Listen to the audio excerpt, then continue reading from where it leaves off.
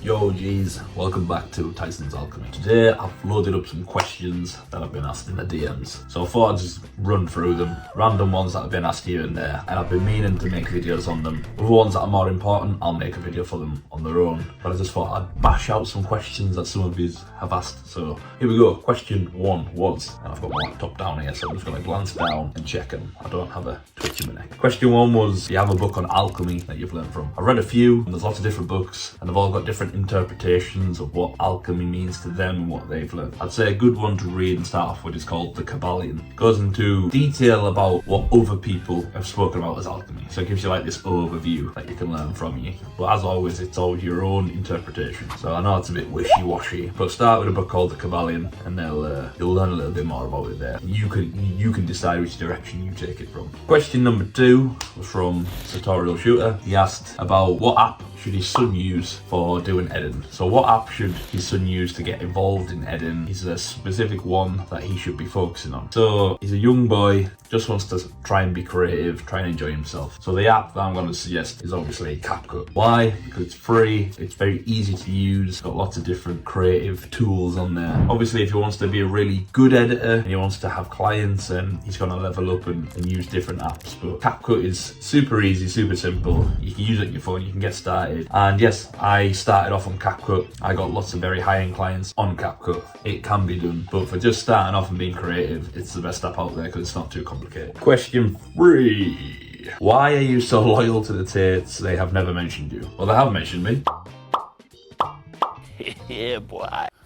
Bro, you're a G. The OG, man. Your edits are the best of the best. Can I send this to the guys inside of the group? You know, you need to be paying attention. Here's the thing about loyalty. I'll reverse it for you, okay? Why am I so loyal to the Tates? So obviously I've had to turn down other clients because they didn't align with the Tates, and that's fine because I'm doing perfectly fine, and I've run more than just editing. I've got lots of other things going on. The reason I'm loyal to the Tates is 1, because we align on beliefs, but 2, at the moment I reached out to them and I was working for them, they didn't have to take me on. They could have just replied to all the other DMs again. I could have just ignored them. For whatever reason, they decided, we like this guy, we like his creativity, whatever it was, they decided to go with my ideas and work with them. What happens in that moment is I end up being able to penetrate the world more because I'm doing jobs with them, I'm doing jobs with people that relate to them. It took me to a new level. So obviously I have to be grateful and humble for that. Now, do they owe me anything, or do I owe them anything? No, not exactly, but I'm loyal to the Tates because they were loyal to me, and that's it. Simple as that. If you don't have any loyalty in your life, bro, then you're gonna head up the wrong path. You're gonna get fucked by snakes and it's gonna be lonely. So take that into consideration. And yeah, they have mentioned me here and there. Tyson makes sick edits. Follow him. Tyson's Alchemy. He's a G.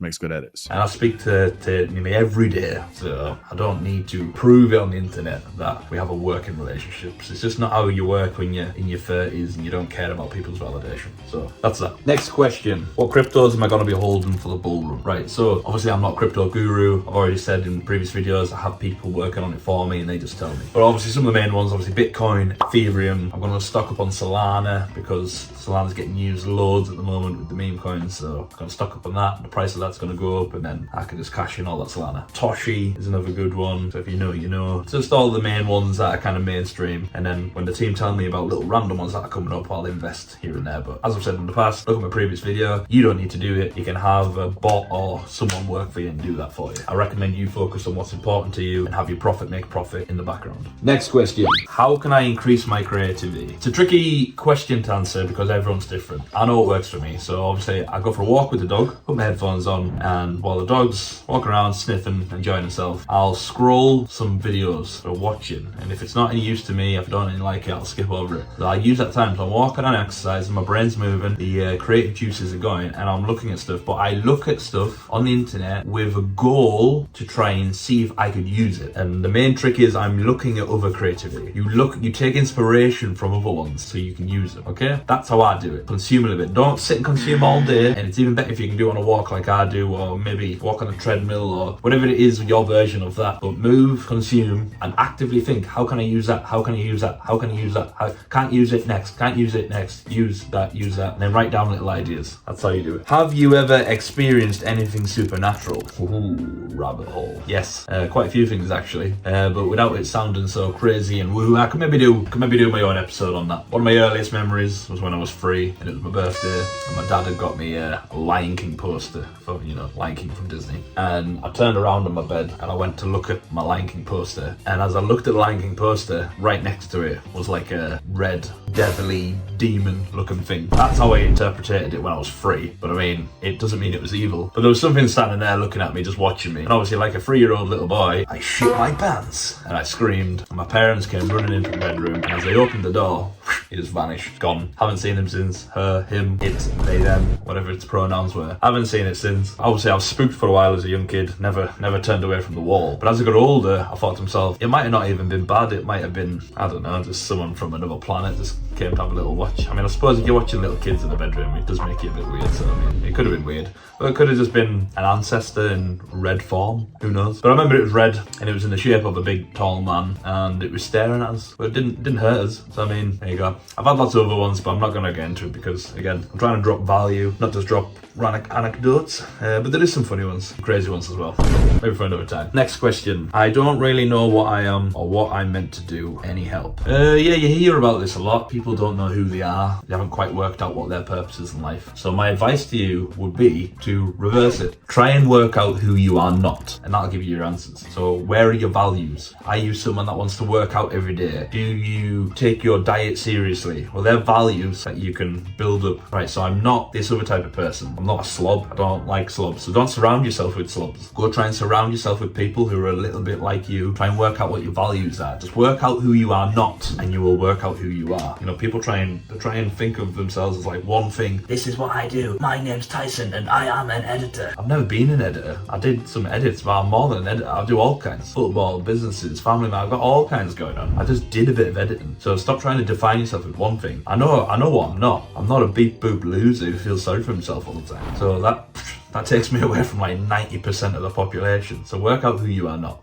Okay. Next question was, why is it so small on the fucking screen? I love James Bond. How can I practice my self-hypnosis and become more like it? Yeah, well, that's a good one. James Bond. I like James Bond as well. So first off, you can dress like him. You can consume all that content that is James Bond, the films, the music. The more you consume, the more likely you are to want to act like them. It's that simple. So I'll give you an example. When I'm editing all the tape stuff, especially in the early days, because a lot of my team do it with me now, but in the early days when it was just me, gunning by myself, all solo, best edit in the world. But I was consuming tape stuff all the time. Now, what do you think that did for my mindset and my self-hypnosis? I was pretty much, I had like tape in my brain all the time, which isn't a bad thing unless you're talking to the wrong people all the time. I was consuming a lot of him. So if you consume, I mean, I'm not saying watch the Bond films every day, but you could. There's lots of like social media channels, for example, that are all about Bond and Bond's mindset. Follow a few of those accounts. So when you're scrolling, when you're having those moments of creative inspiration, you're just scrolling the Bond stuff and it's keeping Bond energy level going. As an anchor, you could get like a little Bond car keyring, or you could get a watch that's similar to what Bond's worn, or certain clothing. And the more layers you can add to yourself that relate to Bond, the more you can feel like you are Bond himself. And then it's just about applying all the actions. So, he's got discipline, he's got work ethic, he's got that stoic nature where he doesn't get beat down by hard times, he always figures a way to get out. You can apply that to yourself and try and actively use it in real life. So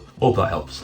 Do you miss playing football? Yes, I do miss playing football because I relate it to my youth, and youth is a beautiful thing. So if you are young now, appreciate it. There's not a lot of responsibilities, or you don't think there is. And yeah, I relate that to playing football, growing up, chasing my dream, which at the time was football, thinking I was unstoppable, and blah blah blah. I do miss it, but I've moved on to new things that I wouldn't have been able to do then. So it's not about looking back and thinking, oh, I wish I could do that. It's like, that was great, I loved it. I still play football now to keep fit here and there with friends, but I don't do it seriously anymore. You can't look back in the past and think, oh, it was better days then. Your better days are ahead of you. If you keep that mindset, it's always going to get better. I'm going to get stronger, smarter, better, richer, wealthier, sexier. So look forward, don't look backwards. Football was great, still play it every now and again to keep fit. I don't need to look back and go, oh, those were the days. Those were the days, but these are the even better days, okay? Next question. Who inspired you before Tate did? There's lots of people that's inspired me. It's mainly through the films and music, but there was one guy called Greg Plitt.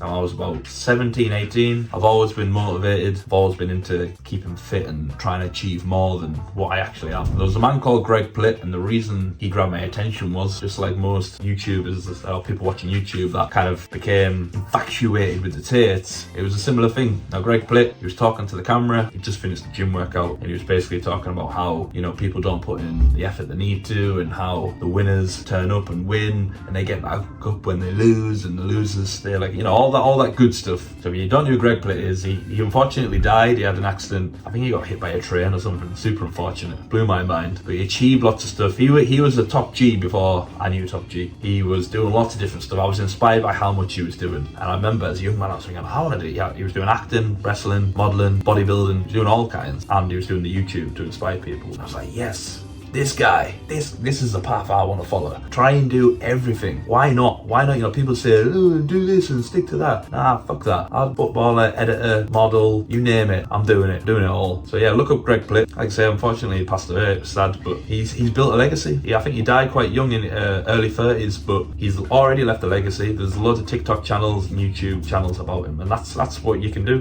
I think he was doing it for about 10 years. Left a legacy behind him, and he still pops up on my feeds now. Legend. So look up Greg Plitt, real OG of the OGs, if that's a saying. Yeah, boom. That's all the questions done. I'm a G, you're a G, self-hypnosis is the key. Now I'm making rhymes.